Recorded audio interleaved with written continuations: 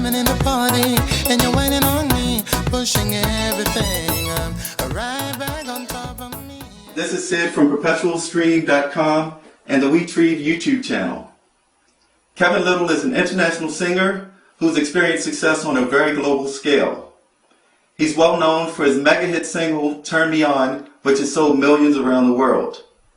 In early February, I was able to share in a conversation with Mr. Lyttle where he discussed his background, his career, and the culture known as soca music. I'd love to share it with you and hope you enjoy it as much as I did. I'm here with Kevin Lyttle, international soca superstar. How are you, Mr. Lyttle?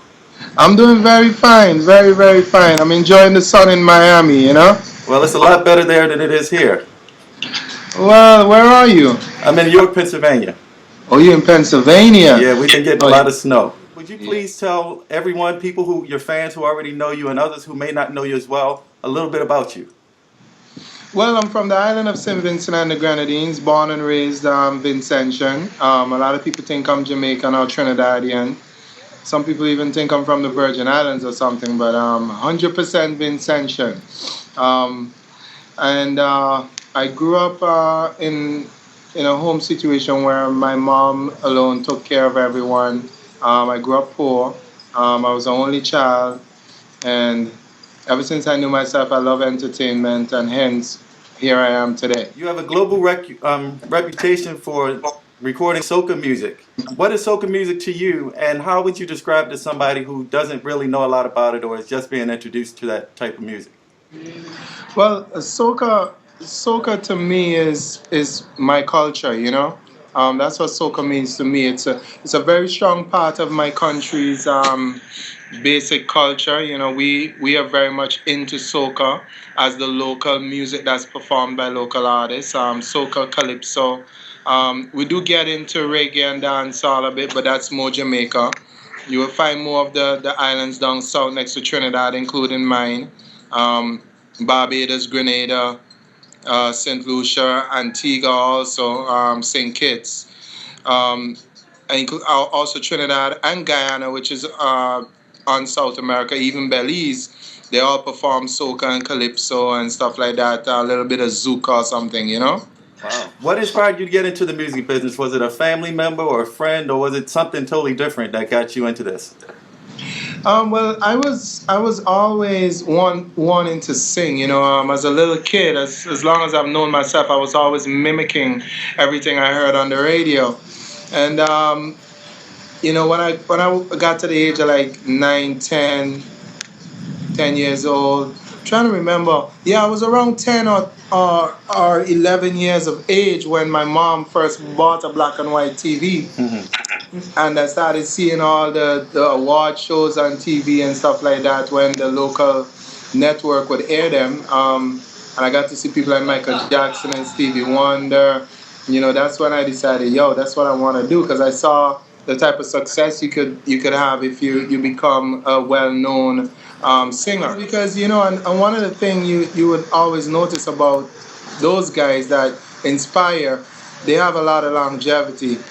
And they're also very good at what they do, you know, very good live artists. They perform well and their music lasts forever. I think that's one of the things that's missing in a lot of the artists today. That's why, it keeps going around in a circle. Every time it goes to something that is just easy, it just swings back around, and then you have a Bruno Mars, and you have a Katy Perry who can really sing. You know, these people can really throw down like Stevie Wonder and Michael, you know? Yes, absolutely. Yeah. Are there any other artists? You said Bruno Mars and Katy Perry. Are there any other artists today that inspire you? And if so, who are they, and what is it about them? I think I'm very inspired also by Beyonce. I think that Beyonce is a phenomenal performer. She is. She does a very good live show. Bruno Mars, as I said before, extremely good live. So is Katy Perry. I'm a big fan of Tessa Chin, who's a good friend of mine. Me and her performed on shows before in the past, before she got to the American stage.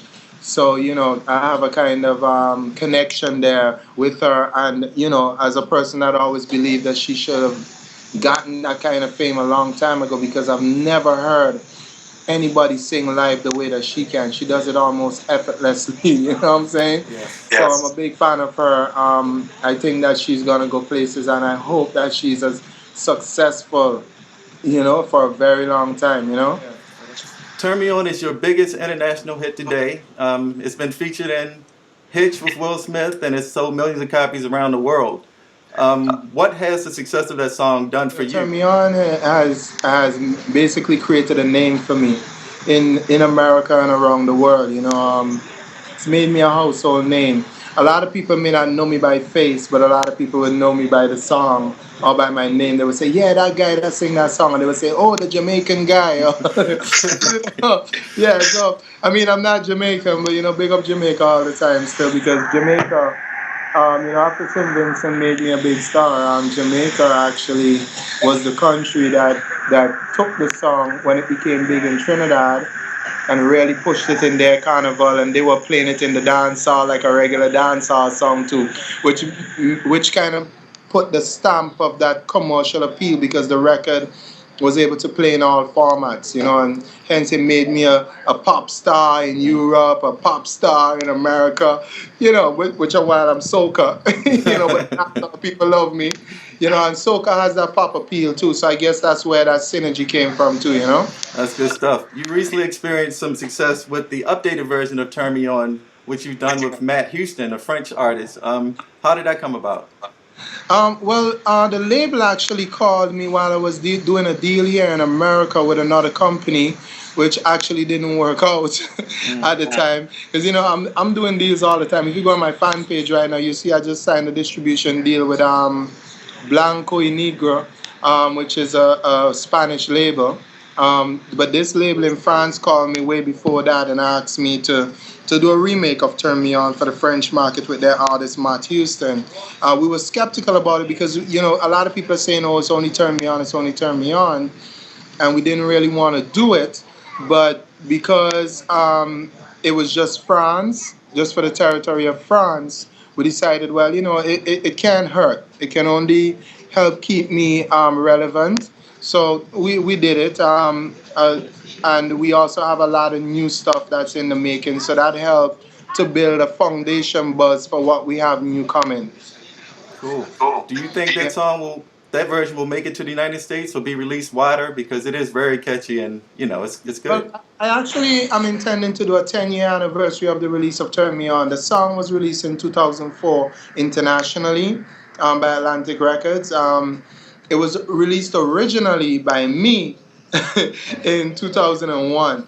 So the song is actually 14 years old, but official on record in terms of media press, big labels, you know what I mean, was 2004 with Atlantic Records. So we're going to have the 10-year celebration of that this year. We intend to record a couple of different versions of the song and put them on a compilation. Hence, the Matt Houston version is going to be there. I actually did a version with Joel and Randy, who's from Latin America. You've heard of them? Yes, I have. Yeah, Joel and Randy. And I'm still looking for the people that I'm going to do collaborations with. Of course, I'm going to bring back the versions with Sprague Benz, Alison Hines, and, I'll do a revised edition of all that, just to as a treat for the fans, Yes. But I'm intending to do a good bit of different remixes of it to put it out there for all my fans because I know people love the song. It's a song that is like it's almost like a folk song now, the way that people relate to it. It's a wonderful song, and it deserves to keep on going. It has legs. That was a testament to how successful that song is. Yeah, I'm so blessed, man. I'm so happy to be blessed with such a gift. Yes, To a indeed. lot of people, they say it's one song, but that's probably in America. But the world, I have many songs, because I don't perform just in any one territory. I'm blessed with the ability to perform in all different territories around the world because people love me in a lot of different cultures and stuff like that. So I've gotten to see a lot of the world, and honestly, I can't ask for more. Anything else would be just icing on the cake right now.